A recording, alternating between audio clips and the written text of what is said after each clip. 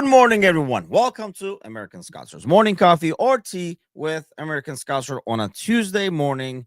That's right. Kermit is in the house, and coffee is much needed this morning. Ridiculously sore from all this refereeing. I might have taken a few too many games, not well planned for early in the season, for the physical shape I'm in, at least. And when you try to do it properly and run a lot more and stuff like that. So, soreness is a ridiculous issue. Pulled muscles and all that kind of stuff. So as we're healing over here, Sir Z is here, Tony is here. Good morning, gentlemen. Hit that thumbs up as soon as you join in, and then hopefully we'll get people around. A lot to talk about, actually. A lot of stuff happening over here in the Premier League. No Mark today. He'll be joining us later this week, probably tomorrow or Thursday morning. But more importantly, we'll have L'Oreal joining us in a little bit over here. So if you're watched the podathon, you met L'Oreal in the late hours, I think, of the first day, if I remember right. And she covers LFC Women for us. So we'll get an update on that. On Tuesdays, we will try to get like an update from her regularly. Unfortunately, the first game did not go that well. She'll be here to tell us why. I know there's a lot of changes over there. We think the boys got like a lot of like new faces and stuff like that. There was like a huge turnaround, and she talked a lot about it at the time when we did the 24-hour podathon. But since then, there has been even more changes. So are they good? Are they bad? And all that kind of stuff. We'll get an update with L'Oreal, and we'll see what she thinks of what's going on otherwise. Couple of things to get to. The new kit, the green, is out. Not that, nobody knew that it was coming or something new. Thoughts? I think we're at this point, if you like the first two jerseys, we're more like, do you like the color is probably what we're going with, because it's pretty much the same jersey for the most part. I know what you guys thought about it. I think it looks pretty cool. I usually go for the second or third kit because I feel like you can only have so many like red jerseys for the home kits unless it's like really unique or something like that. So I try to get the second or third kits usually. Oh, well, you know what? You don't need any all other opinions. We don't care about anymore because our fashion expert, the resident fashion expert, Matush, has deemed it gorgeous. It does look nice. It does look nice, really. And honestly, up close, I feel like the other jerseys do look a lot better than they do like watching the videos and stuff, like, or like I think videos kind of give it justice, I guess. But initially when we saw like what's coming out and stuff, I thought it looked really bland, especially like the away one. The away one looks really, really nice up close, so I will give him that. The green, yeah, I think we're kind of like basically saying, do you like that green, is what we're probably talking about more than anything else, because I feel like it's pretty much for the most part jersey. Back to the era I used to film a lot more frequently. What are we talking then? 20 years ago, right? Is that what we're talking about? I'm kind of like, the kits I'm remembering, was that the candy one, right? With the that was an Adidas one as well, the three stripes. That's the only one I recall in that specific color. But you, Jimbo, probably will tell us which specific one. That's the one jersey I can kind of like think of. Early 2000s, so it is 20 years or so, right? Okay. I did like that jersey, actually, back in the day, if that's the same jersey we're talking about over there. That seemed a lot darker, though, right? Like, this one seems a bit brighter in terms of, like, the green compared to the old one. But it is nice. Honestly, I like more about some of the other stuff that came along with it. I thought, like, that whole line is pretty cool over there. But early 90s Adidas green. Damn, man, I don't know if I'm gonna be able to go that far back. What year is the jersey I'm talking about? If you guys remember which one I'm talking about, 29 to 25 years ago is a weird math. Yes, so that's the one. So that is 25 years ago. Okay. That was Reebok. Yes, good job, Z. Yes, that's right. I did like that jersey. I really did. So now you guys confuse me with the early 90s Adidas green, though, because I can't recall that one. So the one I'm recalling, you guys are saying are Reebok. So I can't remember the other one, to be honest with you. So Mr. Bad Red isn't here. What's going on? Okay, couple of news. Aside from the jersey coming out, I think we kind of like decided on that it looks good and stuff like that. Oh wait, you know what? Before we get to the news, Laurel is in the house, so I'll bring her on. We'll get our update over there, and find out why it went the way it did, and how's it gonna go from here. I did not get to watch the game actually. I totally I would have, because we didn't have anything going on at the time for the other team, where there was like an overlap or anything. But I literally thought of it when she posted the updates in Discord and score wise. I was like, but then in some ways I was like, well, maybe I should be happy I didn't get to watch that after all. So, okay, let's bring on Laurel. Laurel, what's going on? Hey, how you doing? Not too shabby. Not too. I was telling him I started refereeing so sore as can be these days. Yes, I'll be shocked if I can make tomorrow's game, but one day's rest, you never know. But at this age, you don't recover like you used to. So we'll see how it goes. How's it going with you? It's not going. It's too bad. I had to wake up early this morning to make sure I got that third kit. How about you? Did you get the third this morning? No, not yet, man. You guys are like in line getting it. Geesh. Yeah, I don't know. Let's hope it doesn't sell out. I have like a lot more faith in Adidas, not like selling out so easily. Nike, it felt like if you didn't get it in the beginning, it was gone. I'm hoping Adidas does not do the same thing. But now you're scaring me, see, because I did like that green. Well, listen, they do have a women's crop top. So if everything else sells out, you can always get the crop top and go for that. Here you go, Z. Good news for you, buddy. That crop top is coming your way. I will actually, if Z wears it on a show on the Thursday night podcast, I will buy it for Z. Z, this I is don't my know. promise I'm to not you. sure what that's going to do to our numbers. So we'll have It to could see do about that. wonders, or it could be a huge disaster. I don't know which way it will go, but It's not that kind of a show, guys. Like we gotta hold on. Let's change it here. Back to the football before we go. so yeah, the first game did not go that well. I was talking about it earlier when we first started. When I told people you're coming on, when you came on to the podathon, we talked about like all these changes and stuff like that. Well, little did Mhm. we know. I mean, talking about the transfer deadline day over there, there was a lot of movements at the end. Yeah. Is that good movements, bad movements, desperate movements? How do you categorize that? Well, okay. So first of all, I just want to set the stage for the game a little bit. Exactly what you're talking about is what happened. I don't know if we were waiting for a check to clear or something or what was going on, but it was the last day. We had like the last, say, 24 hours, maybe even 2 days. We had a lot of girls coming through the door. And I think it's a little bit of a shock to me because Gareth, the gaffer, who apparently goes by Gaz, if you want to be cool like that. Gaz was saying that he was going to kind of just see how the squad was developing, kind of not really touch anything until the January transfer window, and that's not what happened.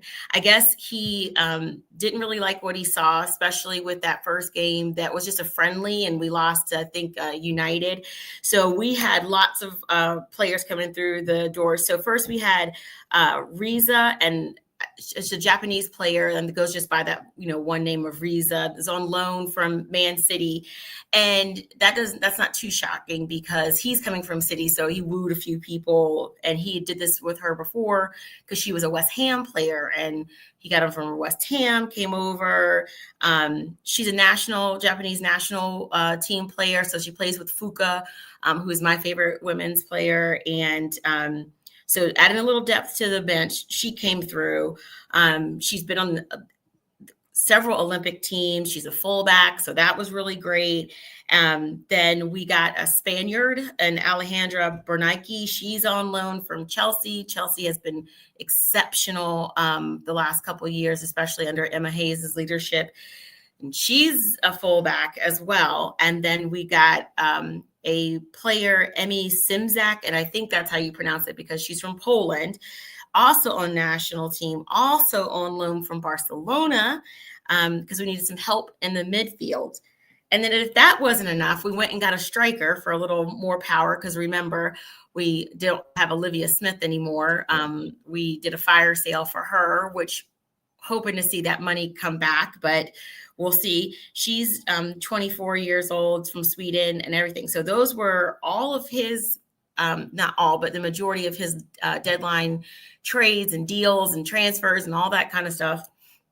And then he made Grace Fisk was named our captain. So this is like all happening, right? We're thinking like, here we go. We're gonna take it to Everton, and not just Everton, but everybody, because there's been a lot of movement on the WSL side too.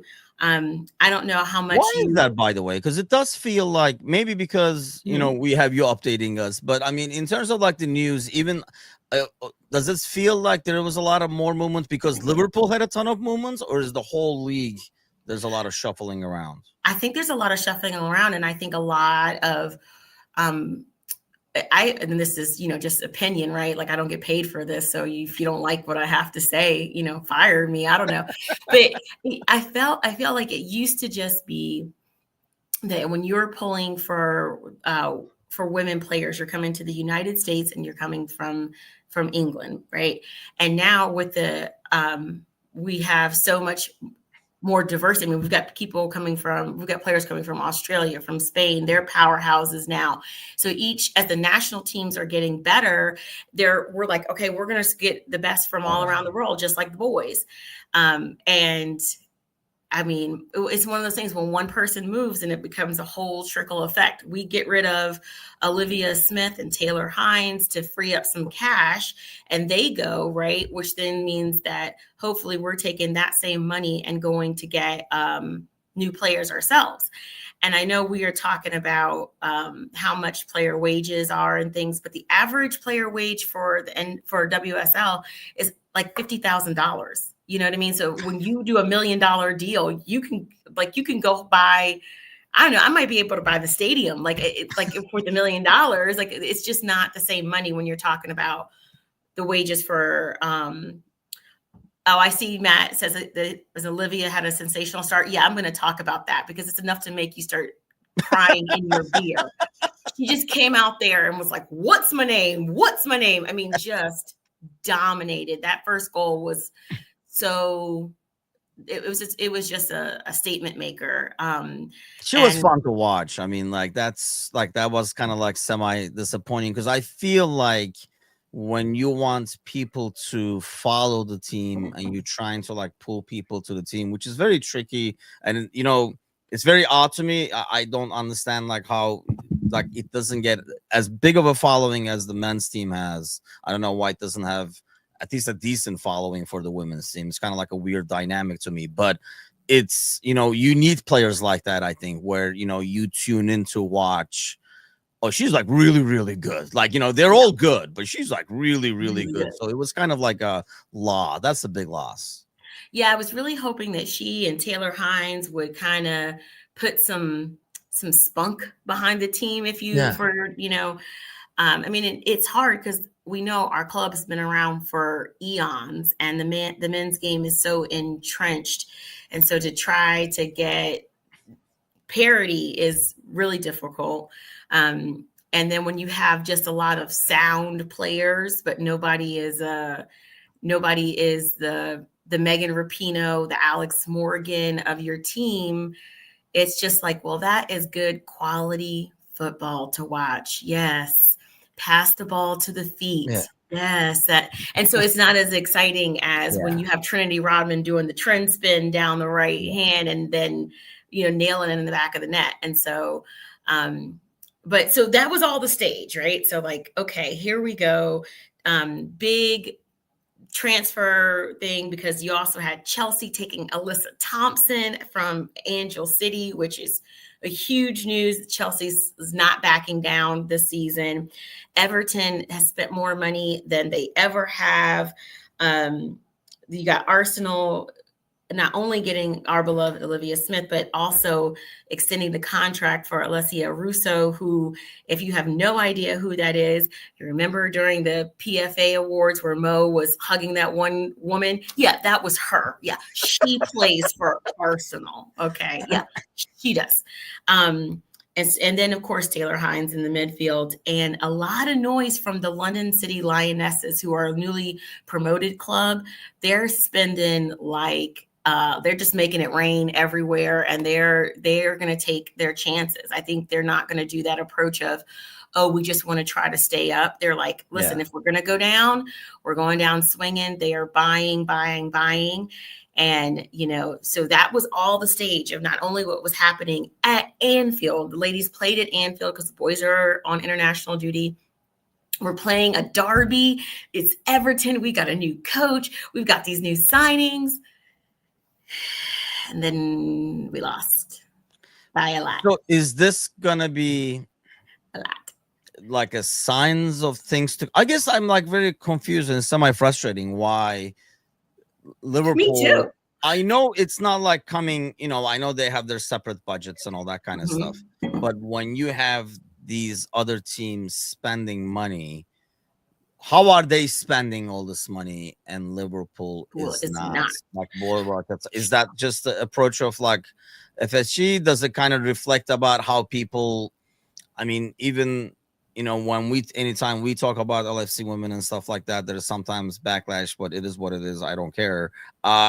It's a weird concept to me. I say that because, like growing up as a Fenerbahce fan in like Turkey as a kid, Fenerbahce is a sports club as opposed to like Liverpool is a football club. So Liverpool is a football club. There's like men's, women's, but it's football.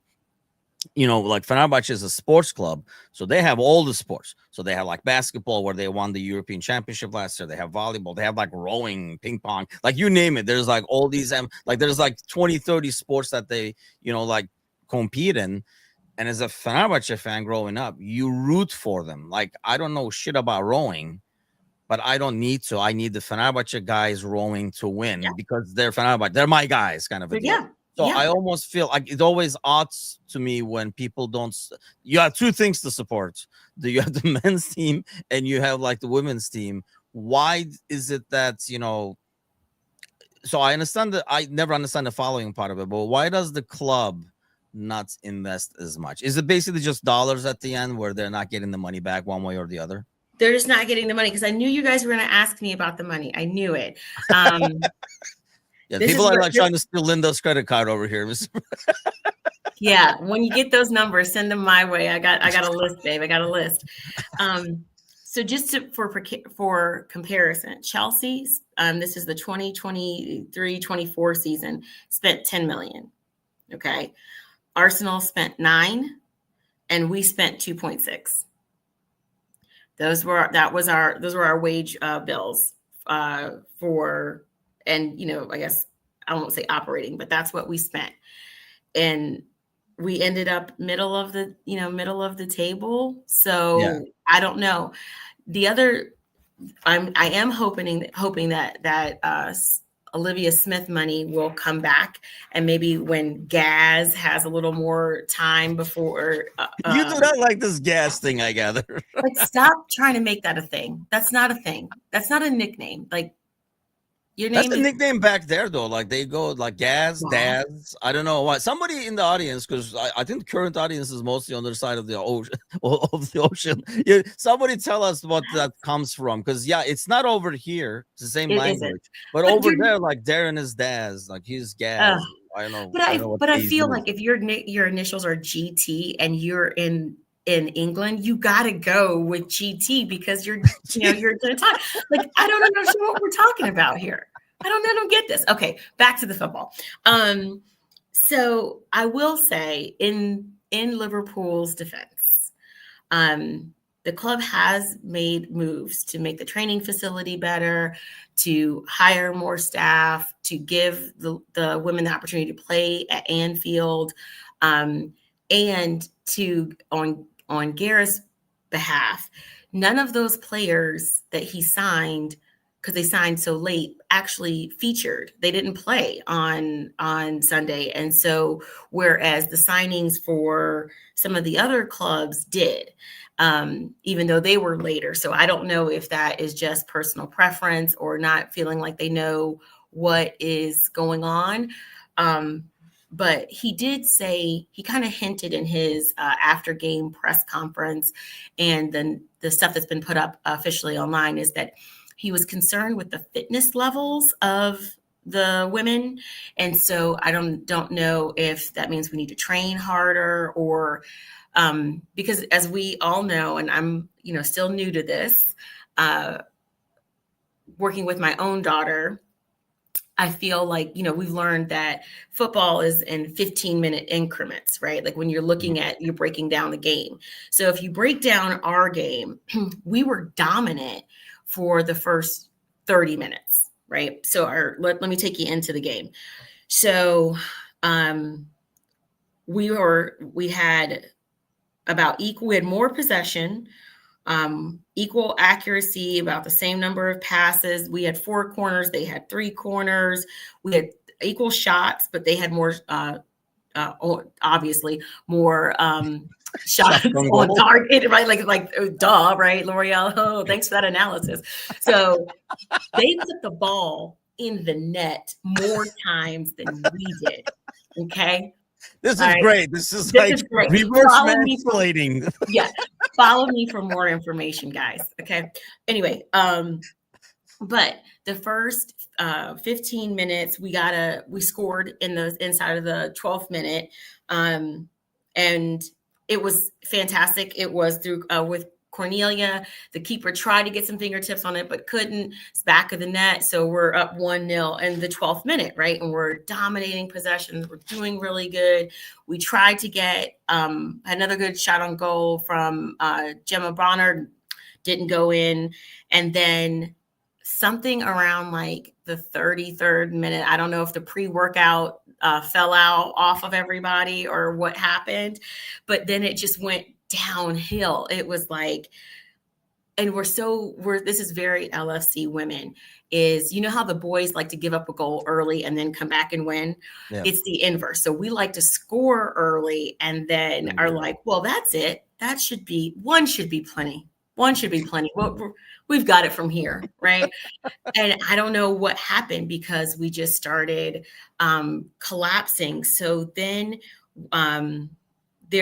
their new it's like Ornella Vignola, she's Spanish forward, just starts to just pick us apart. So there was one goal, then she scored right before the half. So we're up so it's 2-1, right? Okay, we can deal with this, right? And what Garrett said is if you look at 4 minutes on either side of the half is when we just fell apart. And so she comes back and scores 2 goals in 2 minutes and has the first time that any Everton player, man or woman, has ever scored a hat trick at Anfield since 1931. Damn, really? Those are not the stats we want, people, right? Like, you don't want to be like, she's the first to ever do that. Really? Really, ladies? You're going to do we have no sense of like rage? Is it as fierce, the rivalry in the derby? Is it as fierce as the men's? It doesn't feel like it. I mean, they say it does. I mean, the stuff on the pitch does it feel like it's, because you can kind of tell like this is a different kind of intensity, this is like a different kind of deal. Does it make it like, do you sense that watching, I know, us play Everton versus, I don't know, like this weekend, what is it, West Ham or somebody this weekend, right? Leicester, right? Like we play Leicester City. Like, is it the same or is it like an upper level? It doesn't feel like it when you're watching it. I mean, Everton feels like when you're watching the boys, like they can get into our head for some reason. I don't know why, because they're nowhere. Dixie Dean. Very good, Jimbo. 1931, Dixie Dean. Don't give him credit. They're probably Googling it. So. Okay. You are going to win. You win a women's cropped kit. We'll send it over. That's the thing we can give away this morning. Yeah, that's what we're giving away, the crop t-shirt. Extra small. Please send us in a picture when you're wearing it. Okay. But I mean, when the boys are playing Everton, somehow Everton can get in our head. We want to beat them up, whatever. When we're playing United, it's like a blood match. We show up. It's a great game. Yeah. The intensity is there. I don't know. I don't know. I don't know where it doesn't feel that way when you're watching it.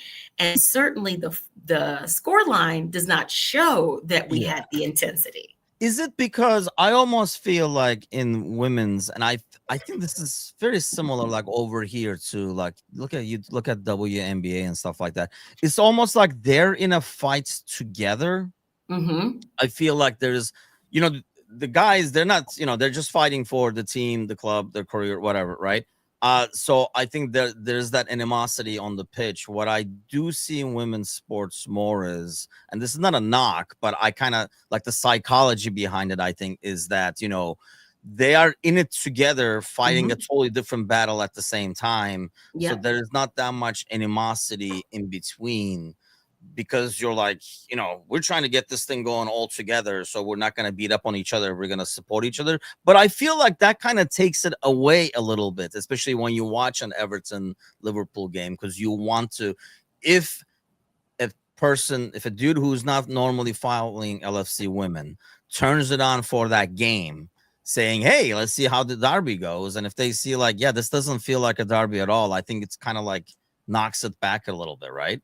Yeah, you're 100% right. We're fighting the same. There's no point of us all sitting on here and talking smack about each other when we don't even know if we're going to have enough money to live in Liverpool, right? Like it's you guys are probably neighbors. You're making $50,000, right? Like I'm a librarian. I'm making more than you, right? Like that seems crazy. And now you're going to be like, let's duke it out. Nah, girl, take me to Sam's Club when you go, or, because I got to get some stuff too. So I think you're right. I think there is, and you see it in the areas where there is more success.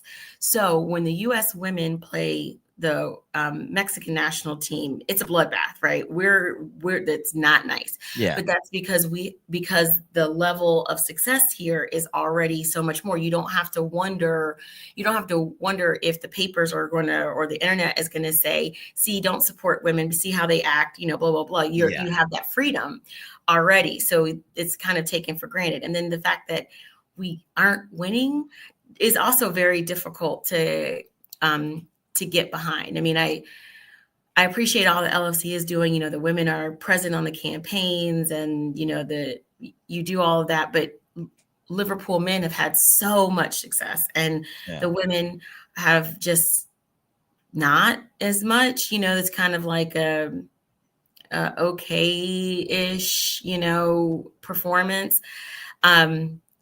I think Gareth has done really smart by putting some depth in the bench, so that he has more people to pull from and see, really kind of create some fight in them to see if you really want to keep your position and really get better. And I'm really hoping, again, that money that we've gotten might be able for us to come in, steal some players. And I don't know anything about their recruitment strategy and who they're looking at, but there's so many college players that are not going to be able to be picked up by the NWSL here in the United States that are just as good as what they're playing against in WSL. I think it's an opportunity to come over here and just pick it up. You know what I mean? Like, again, I'm in Carolina, and so the University of North Carolina has had 23 national championships.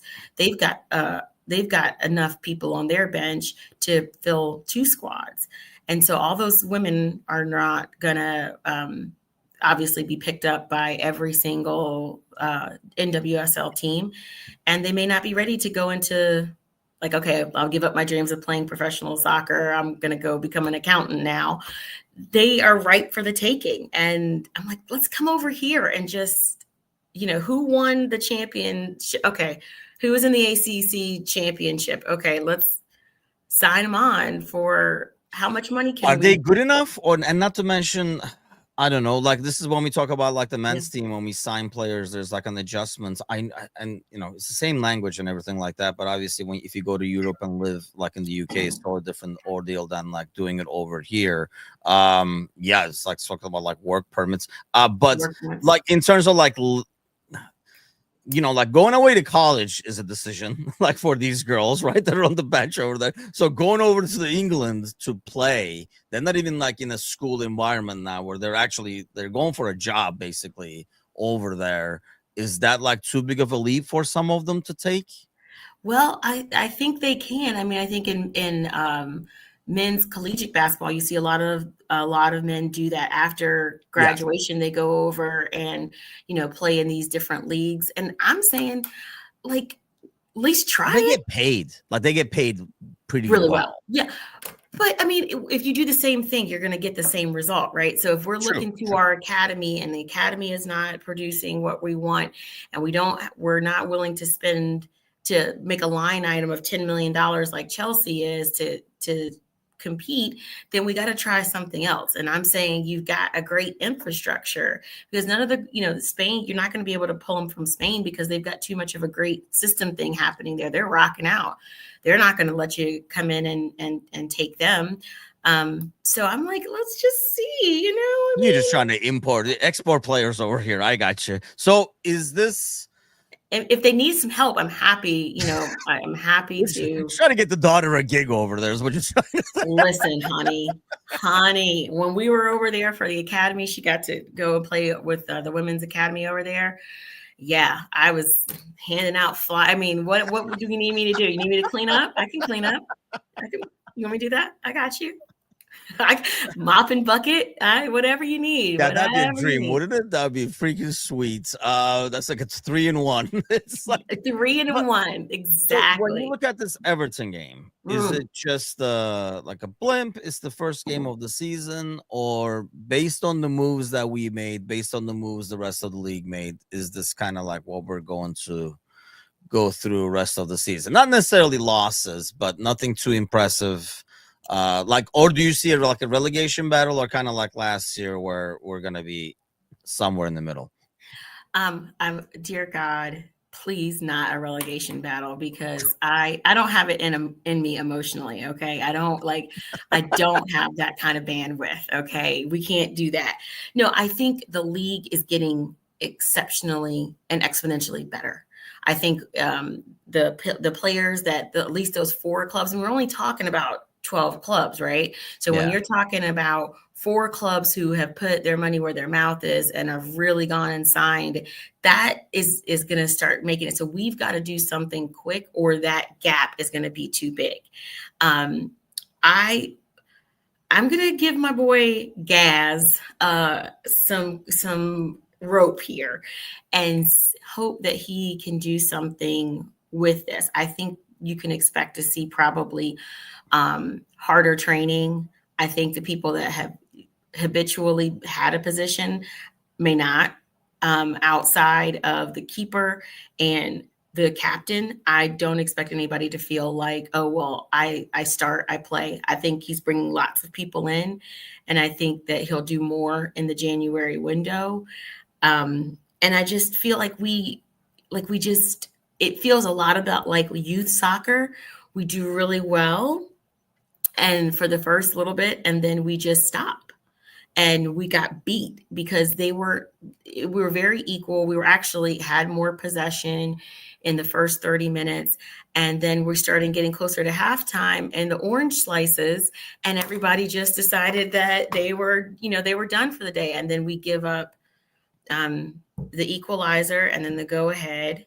And then it just once you go down, and then I mean, you start the second half, and then once you give up those 2 goals in the beginning of the second half, it's basically like that's it. Curtains at that point. But so this weekend's game, let's get a prediction from you. So we're playing Leicester, and anybody with that many letters in their name that you don't actually pronounce, you should beat, just on principle alone, on grammar alone. That's too many letters. What are you doing? That is so no, I'm hoping that the gaffer will have some time to get the new recruits in and acclimated and doing actually, if not starting, at least coming off the bench to see what they're going to do. I feel like, and I don't know, maybe the pressure of the derby and it's at Anfield and it's a new coach and all was too much for the ladies. And maybe we just need to settle and we'll be able to come away with a victory this weekend. I mean, we're 10th, but we've only had one game. Yes, it's too early. So, No, you don't look at the standings this early. Okay. Don't look. Only look at the standings if you're number one. If you're number one, then you can just be like, "Well, we won the league." Just that's the point of that, right? So next Tuesday, when you join us, you're gonna be giving us some good news. Is that fair to say? I am. What do people say? I'm manifesting it. I'm gonna come in with maybe my new kit will be here by then. Rub it in. Rub it in. Well, listen, I can get you a t-shirt and just cut it across for you whenever you're ready. I want my crop top, damn it. Well, yes. Full stomach. I want full stomach. Oh, babe. Trust me, you do not want that. Yes, that would be the look. That would be the look. Yeah. I don't think Angie would want that either, but yeah, so definitely Serzi doesn't want it because he wants the crop top for himself. Hey, Laurel, thanks a lot for joining us this morning. We'll see you next week, hopefully with good news. Absolutely. Take care. Bye. Yeah, see, it's good to have some inside information over there because I was going to watch it and I totally freaking forgot about it because I knew like Laurel was going to come on. And so I wanted to kind of like hop on that one. But yeah, I mean, I don't know. Like I always find it really, really weird. I almost feel like it's what is it? You guys tell me. Like, why do you guys think, like, especially like Mr. Barrett, I'm always like more shocked actually that, you know, over here, obviously women's soccer is a lot more advanced. So I think there's a lot more following for it. There's probably a lot more respect for it because they're better than the men usually in terms of at least like success and stuff like that.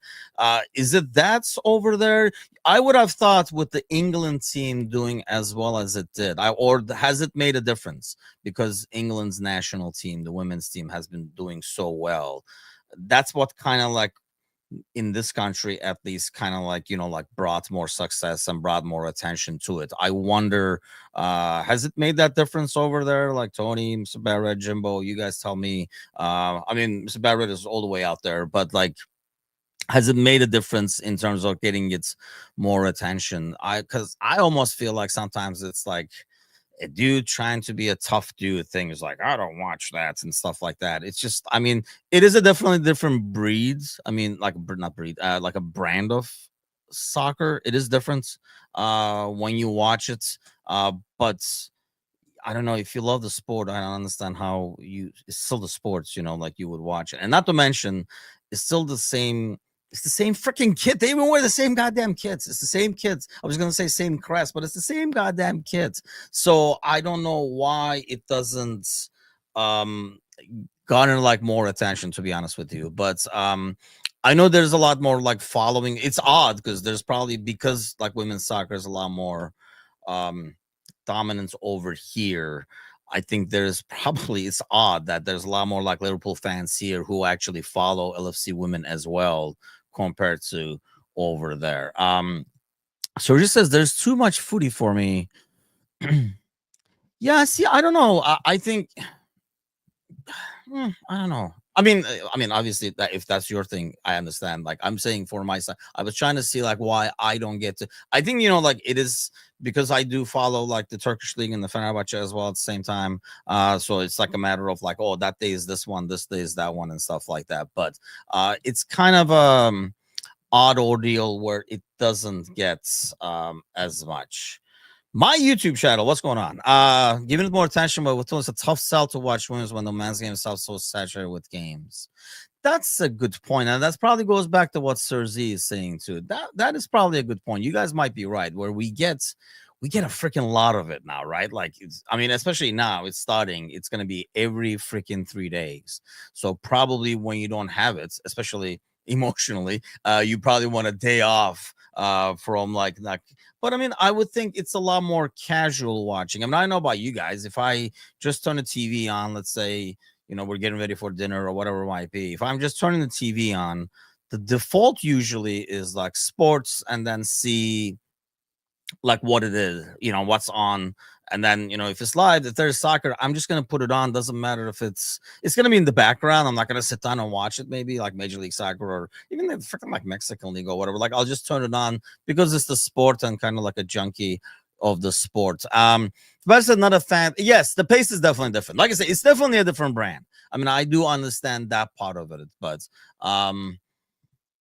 really, see, that's interesting. That's what I was asking her, but I do understand that point about like the players on the pitch in the women's game. There is bits more of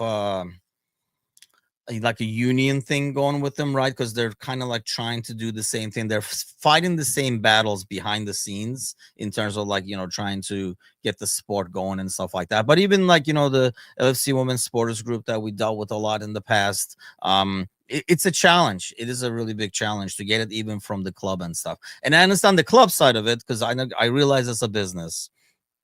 But usually, like going back to like my, like growing up as a Fenerbahce fan example, as a sports club, you have, I mean, it's similar to here, right? In like the college sports in the US. I mean, not all these sports are making money, but the big boys that bring you the money, your basketball programs, your football programs and stuff, basically supports the others. So it kind of like works the same way where you're, like you're obviously like when I watch soccer, basketball, like even volleyball, like there's like, because they're really good. I mean, they're like good throughout Europe. They win European titles and stuff like that in those sports. So those kind of feeds some of like the other what they consider like amateur sports and stuff like that. But yeah, it's always interesting chat. We will have L'Oreal over here, like it or not, and she's awesome, great to talk to, and she'll be giving us like an update weekly about how it went. Hopefully next week we'll have some good news to talk about. That's the hope over here. Who didn't get some good news is Nuno Santos. Or you can actually maybe say it is good news for him, probably. I don't know what you guys think about this one. I mean, obviously, it came out. First of all, the timing is really weird because usually when something like this happens, it's the beginning of the international break, not like towards the like middle of it, towards the end of it. They're like, yeah, this is not working anymore. Like they've been working on it for a week or something like that. It gives the impression. I mean, we already knew like how it was towards the end. So of last season with him rolling onto the pitch and talking to Nuno and stuff like that. So for it to take this long, I'm kind of like shocked because you would think it would have been something that happens in the off season, or it would be something that would happen if it is like if they didn't agree on certain things. I know Nunez said something like, that he didn't feel like the team was balanced and stuff. I was hoping, like I'm not hoping, but I would expect them to kind of like break apart before the first 3 weeks of the season because I don't think their record is bad, is it? And the weird thing is, so looks like it's going to be Postecoglou taking over. And I don't know. It's weird to take that team and give it to Postecoglou. And it's like, see how you do the high line over there. But the big thing is they're playing Arsenal this weekend. And that was going to be a much, much tougher game in my mind with Santos in charge. Because that's more of a recipe to beat Arsenal, I think. They have the perfect recipe where, Arsenal's not going to be able to like, open them up and score. And on the counter, they'll be able to hit him kind of a deal. So it's kind of like really odd why they would change it right before this game is not a good deal for me. I don't expect a lot now. I know like sometimes when you change the manager, the new manager smell and stuff like that, but I don't know if he's going to be officially in charge by then. Even if he's officially in charge, if he tries to do the switch right away, it could be a huge disaster, and it'll be one of those games like Arsenal will score 5-6, and they'll be talking about it for a while. Wait, Forest owner hires? No, man, it looks like, come on, that's insulting the Postecoglou over there. He looks like he ate like 2 Postecoglous, the owner does. So that's not fair on Ange to call him that. But who runs Forest TV also? I don't know who that is. I don't know. Like, I think Forest. The problem with Forest is they signed so many freaking players, and this has been their strategy, right? They keep getting people in to see who sticks. And then they have been able to move them on afterwards. But it's just kind of like an odd ordeal. Obviously, we had that, that Gibbs White thing in the off season. There has to be like a lot of drama behind that, I would think, when that thing didn't go down. Nuno was not happy with the squad he had. So a lot of like layers to that. But I don't know. I really was hoping Nuno would manage the team against Arsenal than anything else. So their fans are assholes, really. I thought, like some of the old timers would be more sympathetic towards like Forest because they're, like old school in terms of like being there. So it would be interesting. I mean, I don't know. Like, I would not want Ange to be the next guy after Nuno, just because I don't think the squad is built for that. And if we even learned one thing from Postecoglou is he sticks to whatever he wants to play, regardless of if the people are there or not. We saw it in Tottenham, where like it's like, dude, you don't have, like, people are injured. You don't have the players to play the way you normally play. You have to adjust. If he got canned out of Spurs, that was one of the biggest reasons he did not adjust. He did not make changes. He said, nope, we're going to play like this. Yeah, but the center backs are not fast anymore. Doesn't matter. We don't even have center backs. Doesn't matter. Like, he just kept going at it. And I think, that's what's happened at the end to him, despite winning the Europa. But yeah, it's just kind of like an odd ordeal. I would not want him to succeed Nuno if I'm a Spurs fan. Not because I don't like Ange and his style. It's good to have his press conferences back and stuff like that. But the squad that's built to play Nuno's ball is going to be the complete opposite of probably what Ange wants to do. So it would be kind of like interesting. Okay, let's get to the last bit of business over here I wanted to talk about and see how Isak's appearance in last game. We were talking about the last night podcast. I was able to join the boys late, but I do want to ask you guys, when you guys expect to see Isak on the pitch? Do we think as soon as this weekend against Burnley? And when is his first start going to be? So we kind of like chatted with the boys, similar yet different takes in terms of like when we expect him to come up. But when do you guys expect to see Isak out there? Do we see him as a sub coming in for Ekitike? He did come in on the don't quote me, but I think it was like the 72nd minute or something like that for Sweden. So he put in 20 minutes. He's gonna have another week, obviously, of practice going on. So does that mean we get to see him for like 20? Burnley last 50 minutes, says Serzi. That sounds, I think so. I think at this point, maybe you can get 70 out of Ekitike so that, you do like 70 for 20. Coming in for Gakpo. This is the part that's concerning, right? Like, in terms of like depth, that's slightly worrying to me. So you're saying if he's coming for Gakpo, is anybody coming for Ekitike, or you're having them both on the pitch at the same time? And I realize this is kind of like really how the game goes at the end. Full start against Everton, says Tony. Man, I worry about that. Do you guys think starting him in that game would almost be an additional factor, if you will, in a derby game, like for him to like get his first starts? Or is that like kind of like an unnecessary move going into a derby game that's already going to be intense and stuff? I can see the pros and cons in terms of Isak being more used to intense environments of the Premier League, right? And so being able to adjust to that physically a lot better maybe than Ekitike. But I thought he not only he played well while he was on the pitch, I really liked Ekitike's demeanor of how he handled the physicality that Newcastle was dishing to them, for example.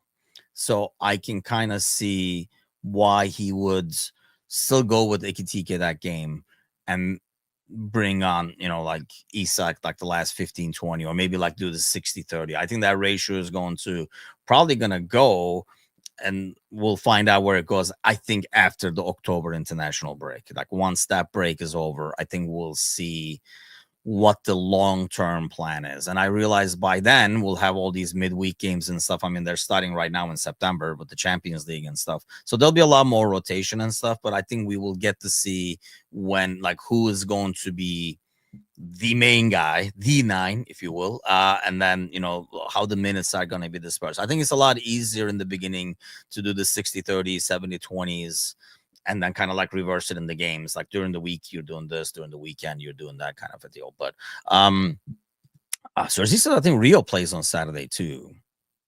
It really depends on the game goes. I mean, do you guys expect it to be an easier match where you can be like, oh, it's going great, put the kid in, have him get some minutes kind of a deal? Or do you guys expect it to be a struggle? Like, what role is Rio coming in to give Gakpo some rest?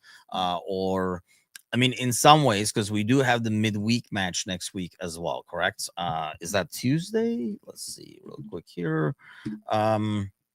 Wednesday is the Atletico Madrid game. So it would be nice to be able to take some of those guys off and just have them do like the 60 minutes, 70 minutes and stuff like that. But it will be interesting. Jimbo says he'll make the first starts in Derby game as in the opposing street. Yeah, see, that's the only thing. Like, do you kind of like throw them out there just to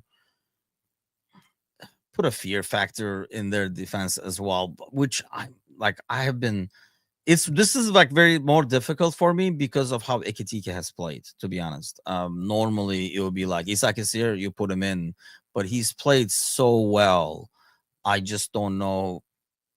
It's like to me, it comes up as an unnecessary risk, because one thing we know, especially over here in the American sports too, when players sit out for contract issues or come to camp late or whatever, usually they get injured the moment they come back because they have not had the full, like the summer and the training and all that kind of stuff. So I worry about that. I think it's kind of like probably why. And Ekitike playing so good makes it like an unnecessary risk for me. But we'll probably, I mean, obviously we're going to find that in 4 or 5 days. But I think for the Burnley game, we're all on the same page over here. We're expecting to see him 15 to 20 minutes to come out there. Hopefully just making a relaxed appearance and not one where really we're chasing the game or something like that. So yeah, I mean, you got to figure, are there games today? I don't think there's any games tomorrow this time. There is games today. So France does play today, which I don't know, like Ekitike, I don't think played last match. So I don't even know if he'll get minutes. It's just a good thing for him to be at camp, hanging out with Konate and, you know, being called up. I think that's like a big ordeal. So, so the games are today and it's only Tuesday. So I'm looking at Wednesday over here and I don't see anything. So everybody's playing Tuesday. So unless there are injuries, I think the fitness, being tired, flights and all that kind of crap doesn't look like it will be an issue. So we're going to be able to do whatever lineup you want. I know Gally was asking us yesterday, and I think, and I still go by it, that you focus on the Premier League. You put out your lineup there to win the Premier League, and then you kind of like rotate as needed for the Champions League, because we saw what happens last year. You don't have to win every freaking game. And if you look at our schedule, it does get considerably easier towards the end. Like there are some, well, nothing is like guaranteed, but easier to achieve 3 points against PSV, against Karabakh at home. So those should be like 6 points that you get. There's an Inter away, I believe, which is a tough place to go to San Siro and stuff, but we've done well in as a like a destination, so I'll take it. So I think there are like games are like kind of easier. So if you don't start out well with your rotation, you can kind of crank it up later on, and maybe by then you'll be up a lot of points in the Premier League as well. So some big games this weekend on Saturday and Sunday. So it's going to be, it's coming back, people. Premier League is coming back. International break is over. Don't get too excited though, because it's coming right back in like 5 weeks or something like that. But you know who's going to be back tonight is Mecca, I believe, is hosting tonight's panel show. So do tune in for that at 8 o'clock Central, 9 o'clock Eastern. The boys will be back. I'm sure they'll be happy to get back into the Premier League action. I will be back tomorrow morning with John over here. So do tune in for that. Hit the thumbs up. Salah is the GOAT. Yes. Thank you for hopping on. Last second, man, you made it like just in on the way up. But thanks for joining. Hit the thumbs up, like, subscribe, and all that kind of good stuff. Hit all those buttons down there, except the one that says thumbs down. And yes, as always, grab a friend by the ear, drag their butt over here. We are really looking to reach 1,500 subscribers, followers by the end of this month. So really need your guys' help. Yeah, Jimbo is already changing his sleeping plans over there. Sorry, man. Like, you gotta just move over here, Jimbo. It's gonna be a lot easier. But at least the morning shows are a good time for you. Hey, thanks a lot for hopping on this morning, gentlemen. For all those in the audience, thanks a lot for all the chats, all the likes, and all that kind of stuff. And I'll see you guys tomorrow morning, bright and early. Take care.